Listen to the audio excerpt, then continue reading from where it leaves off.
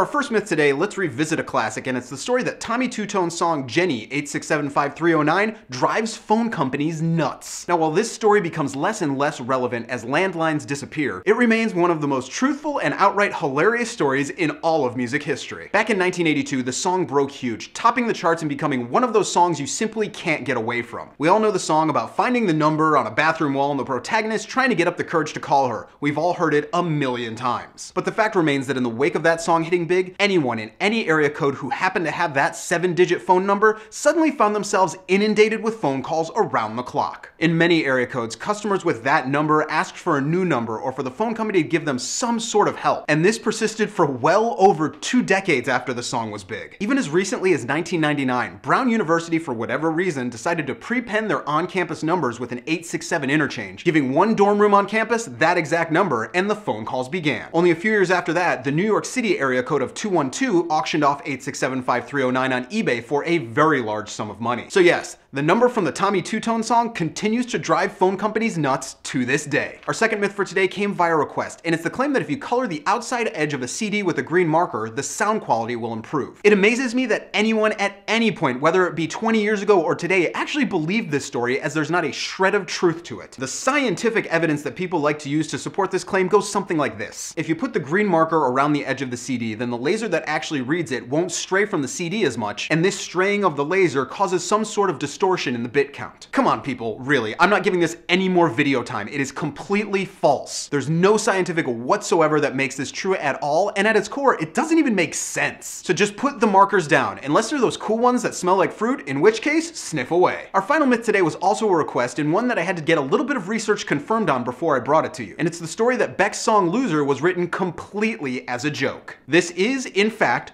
totally true. Standing today is his biggest hit, and really the song that thrust him into the public eye. We all know this rather oddly lyric song with an amazing catch to it. As the story goes, in his early years of performing, at the end of his shows, Beck would pretty much just take a few minutes and improv about whatever was going on in the room. So years later, Beck is working in producer Carl Stevenson's kitchen, and for whatever reason, they decide to record a song at that moment in the kitchen. So as they're listening to the playback of that song, Beck suddenly starts playing this little riff and singing a silly lyric over it, and the chorus to Loser was born. So they return to the studio, and they combine the original nonsensical lyrics from the kitchen with the new hook that Beck had started to sing over it, and the final version of Loser was created. It is important to note that Beck really did not like this song, and the only reason it was released was because he got massive amounts of pressure from his record company. So yes, the song is a joke, and the words are not supposed to make sense. Stop trying to read into it. So those are the stories for this week. Be sure to check back here every single Thursday as I delve into some of the coolest stories in music history, and be here every day for all the music news, reviews, and knowledge you'll ever need.